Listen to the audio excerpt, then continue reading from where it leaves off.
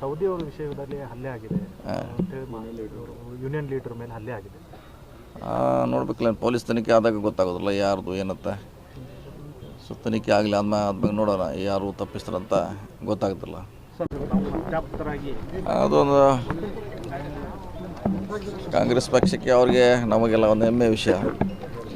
ಬಹುದಿನಗಳ ಒಂದು ದಾಖಲೆ ಇವತ್ತು ಮುರಿದಿದ್ದಾರೆ. ಸೊ ಒಳ್ಳೆಯದು, ಯಾಕಂದರೆ ಅವರ ಬರಲಿಕ್ಕೆ ಭಾಳಷ್ಟು ಶ್ರಮ ಪಟ್ಟಿದ್ದಾರೆ, ಹೋರಾಟ ಮಾಡಿದ್ದಾರೆ. ಸೊ ಒಂದು ಸ್ಥಾನಕ್ಕೆ ಬಂದಿದ್ದಾರೆ. ಅವ್ರಿಗೆ ನಾವೆಲ್ಲ ಅಭಿನಂದನೆಗಳನ್ನು ಸಲ್ಲಿಸ್ತೀವಿ.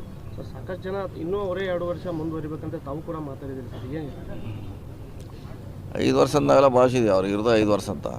ಸೊ ಈಗ ಸುಮಾರು ಅರ್ಧ ಆಗಿದ್ದಾರೆ, ಇನ್ನು ಅರ್ಧ ಇದ್ದರೆ ಒಳ್ಳೆಯದಂತ ನಾನು ಹೇಳಿದ್ದೀನಿ, ಅವರು ಹೇಳಿದ್ದಾರೆ. ಸ್ವಂತ ಬೆಳಗಾವಿ ಅಧಿವೇಶನದ ಕೂಡ ಅವರು ಹೇಳಿದ್ದಾರೆ.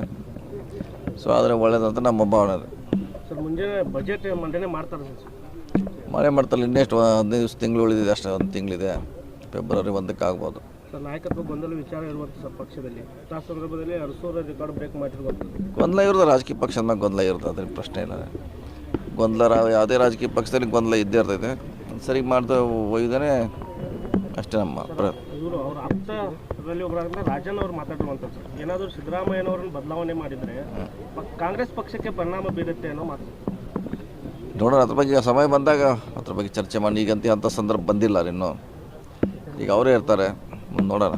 ಸರ್ ಬಳ್ಳಾರಿ ಗಲಾಟೆ ಬಗ್ಗೆ ಸರ್ ಈಗಲೇ ತನಿಖೆ ನಡೆದಿದೆ, ಎಲ್ಲ 2 ತಂಡದವ್ರನ್ನ ಅರೆಸ್ಟ್ ಮಾಡಿದರೆ, ಕೇಸ್ ದಾಖಲೆ ಆಗಿದೆ. ಸೊ ಸರಿಯಾಗಿ ತನಿಖೆ ನಡೀತಾ ಇದ್ದಾರೆ.